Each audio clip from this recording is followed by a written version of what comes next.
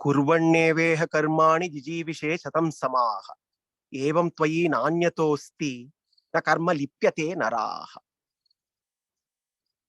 A very popular declaration from the Ishavasya Upanishad. I happen to be right now in the White Mountain Forest. Quite a serene atmosphere. And being amidst mountains reminds me of a very interesting story. The story of an archer. It seems there was this very accomplished, famous archer, very proficient in archery. He wanted to demonstrate his skill and show off to a very well-known sage who happened to be living in the mountains, a sage who also was known for his archery skills. This boastful archer dashed off to the sage's ashrama in the mountains, and he started displaying his technical proficiency in archery. He drew his bow, took an aim, and hit the bull's eye, a faraway target, right with his very first attempt. And then he immediately took the next arrow and shot the first arrow and split it, displaying his matchless skills. The sage was witnessing this with a smile. Without drawing his bow, the sage led this archer way up the mountains. And as they reached the cliff, they could see another cliff with a very flimsy log connecting the two cliffs. A flimsy log was a kind of a bridge which was connecting these two cliffs. And then the sage casually walked on this shaking flimsy log, taking his bow. He took aim at a distant tree and effortlessly hit the bullseye. And then he once again walked back to the safe ground. And then he now encouraged the archer to do the same. The archer, the moment he stepped on to the log that was connecting the two cliffs, he lost all sense of balance, fearful of heights, looking down at the abyss. The archer was unable to even take aim, and he withdrew from the contest. And the sage remarked, while you had control over the bow, you lack control over your mind. The Ishavasya Upanishad talks about how to lead life, a life full of actions. Kurvanneveha karmani jijivishet satam samaha. Live 100 glorious years. Celebrate life. Live life full of actions, but what kind of actions is the question mark. Whether we like it or not, life is full of actions. Act we must, day in and day out, moment after moment. But the question is, the action which is by design binding in nature, can it also be liberating in nature? Karma leads to bandhana. But can karma be a sadhana for moksha? This is where Arjuna's confusion is. How can the very karma which binds me to samsara can also be a means for liberation? Should I perform karma? Should I act? Or should I withdraw myself from my action? Because when I act, my mind is never at ease. Equanimity of mind is a prerequisite for a skillful action. And therefore, a mind which is subject to raga, bhaya, krodha, how can it be in a state which is even, which enables me to perform a skillful action? When the Upanishad says, Jijivishe satam samaha, evam tvayi nanyatosti, na karma lipyate naraha. Na karma lipyate naraha. Performing actions which are not binding, where karma does not stick. Where karma does not stick. Now, when we talk about entanglement, bandhana, what gets entangled? It is our consciousness which gets entangled. Whenever we perform actions, it is our consciousness that gets entangled. As an example, if we take the case of an alcoholic, the consciousness of an alcoholic is ever fixated on drinking. So wherever the alcoholic is, his consciousness is always visiting the bar, always trying to drink.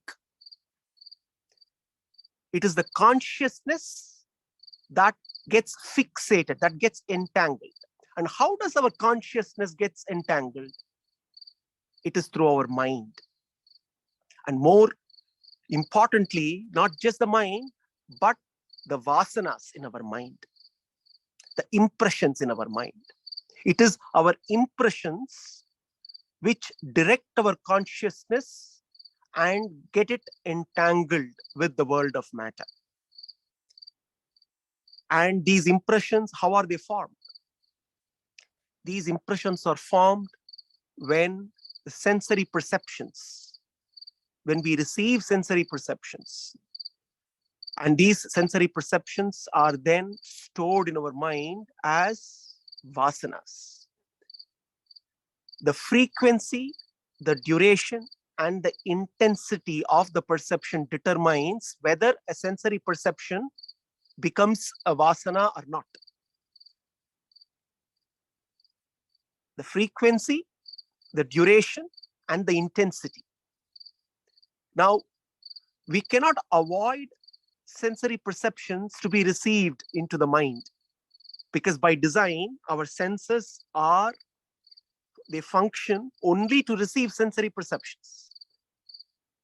So whether we like it or not, the sensory perceptions are received by design, but the frequency of how much we receive, the duration, how much time we dwell on these perceptions. This is what Krishna calls dhyayato vishayan pumsaha. The vishaya, the sensory perceptions that comes into the mind, if we meditate on them, knowingly or unknowingly, if we contemplate on them, if we give them time and attention, then those perceptions transform into impressions in the mind. So the duration, the time that we give to these perceptions, and the third important factor is the intensity, the emotion with which we process these.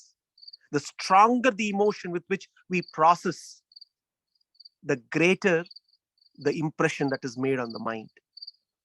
Now, how do we avoid a sensory perception becoming an impression, becoming a vasana? Essentially, the question is, how do we avoid a perception sticking to the mind? Because mind by design is sticky. Anything that comes in, the mind tries to stick to it. The impression is made automatically. This is where Krishna talks about Tyaga. The principle of Tyaga prevents perceptions of what we receive, perceptions of the results, perceptions of situations, perceptions of everything that happens around from sticking to our mind and becoming impressions, becoming vasanas. Krishna, therefore, in the 18th chapter, as we have seen, takes up the topic of Tyaga in response to Arjuna's question. Sanyāsasya mahabaho tattvamichhami veditum Tyagasya charishikesha prithak keshi nishudana. Arjuna wants to know the difference between sannyasa and Tyaga, and Krishna beautifully answers that both sannyasa and Tyaga are one and the same. There is no difference between sannyasa and Tyaga. And we have seen how Krishna also first presents the various views on the definition of sannyasa or Tyaga. There are those who believe renouncing desire-prompted actions is sannyasa. Kamyanam karmanam nyasa. And there are those who believe that renouncing the rewards, the fruits of actions is Tyaga. And then there are those who believe work, action by itself is defective. Tajyam doshavadityeke karma prahur manishinaha. Action per se by design is defective. Why it is defective? Because every action, every karma has a karma phala. Every karma has a karma vasana. And therefore, there is no way to avoid accumulation of karma phala and karma vasana when we perform karma. And therefore, by design, karma is defective. And therefore, karma has to be renounced, has to be abandoned. And then there are those who believe, Krishna says, action per se cannot be avoided. There are certain kinds of actions which are mandatory. And Krishna then gives his verdict. Krishna gives his verdict on what is sannyasa, what is tyaga. We have seen, he says both are one and the same. Nishchayam shrunume tatra tyage bharata sattava. Tyago hi purusha vyagra trividaha samprakirtitaha. Arjuna talked about sannyasa and tyaga. Krishna concludes saying tyaga is sannyasa, and hey Arjuna, I have already defined tyaga and I have also talked about three kinds of tyaga. And let me make it clear here, Arjuna. Action cannot be avoided. Yajna dana tapak karma natyajyam karyameva tat. In Shloka 5 of 18th chapter, Krishna gives this conclusive viewpoint in 5 and 6. Natyajyam karyameva tat. Yajna dana tapak karma natyajyam karyameva tat. Yajnodanam tapaschaiva pavanani manishinam. Krishna says, hey Arjuna, yajna, dana and tapa, which are three elements, three ingredients of an action, they cannot be avoided. Natyajyam karyameva tat. Yajno danam tapaschaiva pavanani manishinam. It is yajna, dana and tapa purifies. Pavanani manishinam. What differentiates motion from action? And what differentiates action from duty? No, we need to understand all these three key terms. All these three terms, motion, action, duty, all three refer to some kind of work. When we talk about work, we already discussed this. It's not necessarily physical work. It is physical and mental, because an action is done with the body, the mind, and the intellect. So when we talk about action, activity, work, by definition, we should include, along with the physical, also the mental, because even thinking is activity. Now, what is motion and what is action? Motion refers to the movement of insentient things. When we look at a river, we see the waves in the river,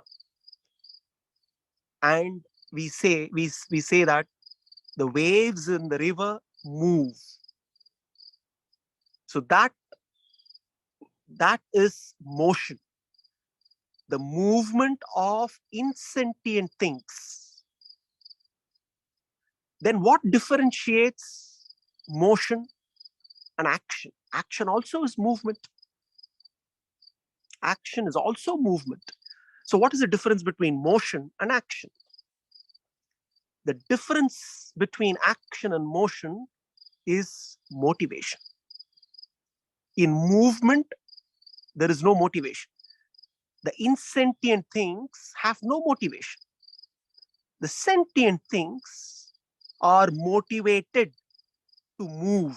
So therefore, when motivation is added to motion, it becomes action.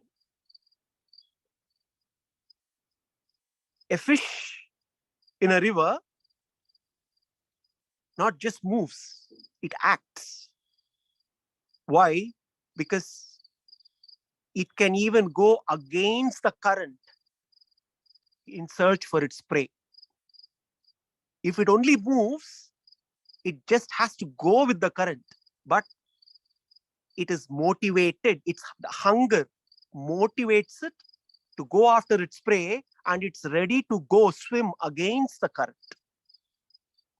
So therefore, action is different from motion. But what is more important for us is duty. What differentiates duty from action? Now, what is the motivation that drives action? The motivation that drives any action, 4 kinds of motivation: eating, sleeping, reproduction, and defending. These are the 4 drivers for any action. Now, be it the lower species, the animal kingdom, or the human kingdom, these are 4 common motivators, drivers for any action. But then we are special. Unlike the lower species, the humans have special faculties. And therefore, when the motivation goes beyond these 4 animalistic drivers, eating, sleeping, reproduction, and survival, and when it goes beyond these 4 drivers, when the motivation becomes seeking for eternal life and eternal love, seeking to fulfill the purpose of life, then that motivation, which transcends these 4 animalistic drivers, transforms an action into a duty. That is where, when Tyaga becomes the foundation of our motivation, then action becomes duty. There is no action that we are expected to do, but we are expected to do our duties. We can avoid doing actions, but we cannot avoid doing our duties. This is what Krishna is categorically saying here. Arjuna, yajna dana tapaschaiva natyajyam iti karyameva tat. Because when yajna, dana, and tapas, when are added, when these principles of yajna, dana, and tapas are added, when the action is based on these 3 key principles of yajna, dana, and tapas, then the action becomes a duty. And we all have duties to perform. We cannot avoid our duties. Shastras talk about life to be led by performing constantly the Panchamaha Yajnas, the fivefold duties that each and every one of us are mandated to perform.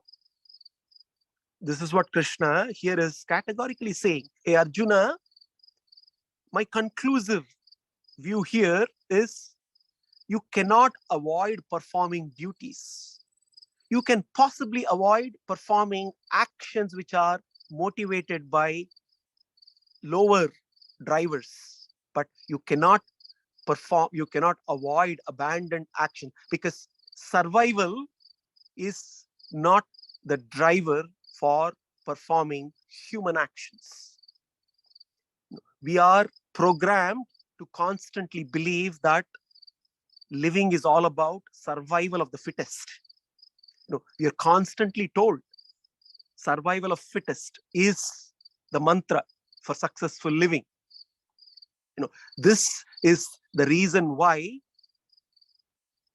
we cultivate greed, we cultivate selfishness. We start to believe that having is more important than giving.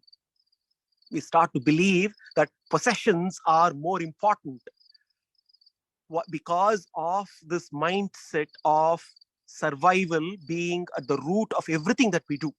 Dana, tapas, these are three key principles. When action is based on these three key principles, the action then transforms into duty.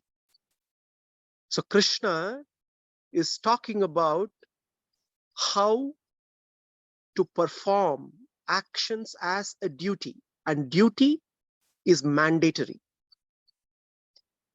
Our Shastras talk about fivefold duties that we need to perform. Pancha Mahayajna, Deva Yajna, Pitru Yajna, Manushya Yajna, Rishi Yajna, Bhuta Yajna. Fivefold duty, fivefold contribution. Because life, when we talk about action becoming a duty, we are talking about action becoming contributory in nature, selfless in nature. Fivefold contribution. Deva Yajna, contribution to all the devatas. Because we live in an interdependent universe, and we are interdependent with the various cosmic forces, and there is a devata which governs every cosmic force, and therefore every action that we do is contributory in nature, collaborating with the devatas. The Vedas talk about how every action that we perform is a collaboration with various kinds of devatas. And most importantly, Deva Yajna also means contribution and gratitude, expression of gratitude to not only the devatas, but the supreme of the devatas, Bhagavan, Sri Krishna. And how do we express our gratitude? How do we do Deva Yajna? By making every moment a thanksgiving moment. In our Dharma, Thanksgiving is not just one day in a year. Every day is a Thanksgiving day. Every moment is a Thanksgiving moment. Expressing gratitude profusely. That is the reason why when we perform Aradhana to Bhagavan, we use the Panchabhutas. We use the Panchabhutas and we express our gratitude to Bhagavan, who has given us all these resources to be used to serve him and attain him in the process of serving him. When we when we look at what we do in our aradhana, we use dhupa, deepa, pushpa, chandana, jala. Deepa stands for Agni Tattva. Dhupa stands for Vayu Tattva. Chandana stands for Prithvi Tattva. Pushpa stands for Akasha Tattva. Jala, of course, stands for Jala Tattva. So we always use all the Panchabhutas in whatever we do, in every kind of puja, every kind of aradhana, to constantly remind ourselves that all the Panchabhutas, the resources that are products of these Panchabhutas, are given to us to be put to use to serve him. Deva Yajna is an expression of gratitude to Bhagavan. Pitri Yajna is an expression of gratitude to our forefathers, our Pitrus. Somebody sowed a seed, and today I'm relishing a delicious mango. We need to constantly express our gratitude. Contribution to Pitrus is through expression of our gratitude to them, day in and day out. Rishi Yajna is contribution to rishis, not only expressing gratitude to them, but by walking on the path the rishis have shown us through the treasury of works that they have bequeathed to us. Bhuta Yajna. Bhuta Yajna is expression of gratitude, contribution to our fellow human beings, constantly recognizing the role that others play in our success. Bhuta Yajna and Manishya Yajna and Bhuta Yajna. Bhuta Yajna is contribution to the various living species all around us. We are in an interconnected world. Whether we acknowledge it or not, we are dependent on other living species for our own survival. And therefore, taking has to be complemented with giving abundantly. When we take from our environment, we also need to keep giving. This is the yajna that we need to perform. And these Panchamaha yajna are the fivefold duties that are mandatory to us. Therefore, Krishna is talking about transforming not just motion to action, but action to duty. Yajna dana tapah karma natyajyam karyameva tat yajnodanam tapaschaiva pavanani manishinam. Yajnodanam tapaschaiva pavanani manishinam. By performing yajna, dana and tapas, Krishna says, pavanani manishinam. We get purified, he says. By virtue of being a human being, we are, each and every one of us, we have an obligation to this created world. We have an obligation to the group, the society we belong to, and we have an obligation to our own individual bodies. When we look at yajna, dana, and tapa, these principles, they basically talk about how we manage these relationships. How do we perform our duties managing these relationships?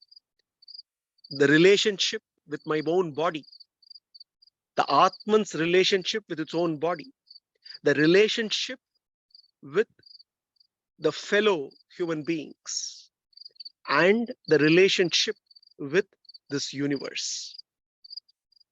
Tapas deals with managing the relationship with our bodies.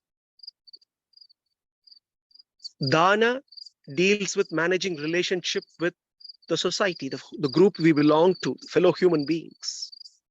Yajna deals with managing our relationship with this created world, with the devatas and the supreme Devadideva, Sri Krishna. These three principles teach us how to perform our duties, which are mandatory. And when we perform yajna, it is purifying in nature. Krishna says, yajna dana tapaschaiva natyajyam karyameva tat. Yajno danam tapas. He says, pavanani manishinam, pavanani manishinam. They purify us. When we perform yajna, we are performing our duty, keeping in mind our relationship with Krishna, keeping in mind our relationship with the universe. And therefore, we realize that we are parts that belong to the whole. And by design, we have to serve the whole to which we belong to. This is yajna, serving the whole to which we belong selflessly. Dana is based on our understanding of sameness. The sameness, everything that we see around, we see the underlying sameness. Amidst all the diversity, we recognize the unity. And therefore, giving comes naturally when we recognize the underlying unity amidst all the diversity. Therefore, there is a duty that we have towards our fellow human beings, towards the society. And then there is a duty towards ourselves. There is a duty because of our relationship with the body, recognizing the significance of the instrument that has been gifted to us. While yajna is duty towards Bhagavan and the larger created world, dana is a duty towards the society, towards a larger group that we belong to. Tapas is a duty towards our own body. When I say body, mind, and intellect. And when we recognize that relationship, and when we perform our actions to purify this, tapas, austerity, discipline has to be rooted in the knowledge of our own nature. And when we recognize that we are distinct and different from the body, we are the Atman indwelling in the body, and we need the body for the sake of the journey of life, then the duty that we perform towards the body is tapas. So Krishna is talking about how actions that get transformed into duty based on the principles of yajna, dana, tapa are purifying in nature. When he says purifying, what is this purification that Krishna is talking about? How can karma be purified? Because we started off asking this question. Karma, by design, results in karma phala, results in karma vasana. So how can this karma be purified so that it will not result in karma vasanas? The purification that Krishna is talking about is transforming karma into akarma, to reach a state of naishkarmyam. Now, akarma is not inaction. Akarma is jnana.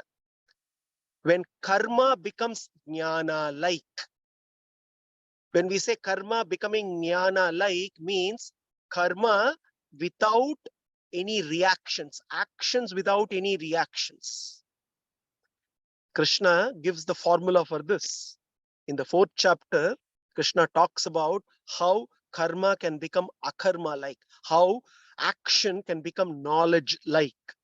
Gata sangasya muktasya jnanavastita chetasaha yajnaya charatah karma samagram praviliyate. Samagram praviliyate, he says. Freedom from all kinds of reactions, all kinds of karmic reactions. And how do we achieve that freedom? Gata sangasya muktasya jnana avastita chetasaha yajnaya charatah karma samagram praviliyate. Samagram praviliyate. Total freedom in action, not freedom from action, freedom in action. And how do we gain that freedom in action? Freedom from all kinds of reactions. Reactions here are karma vasanas, karma palas. How do we ensure that karma pala, karma vasana does not stick to us?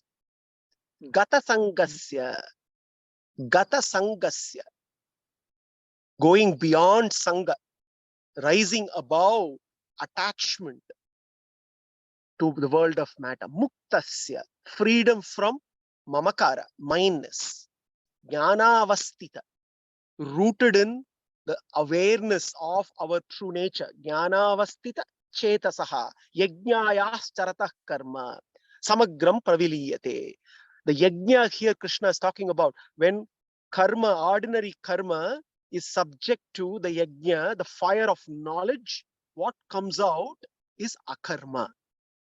To understand it in simple way, karma goes in, akarma comes out.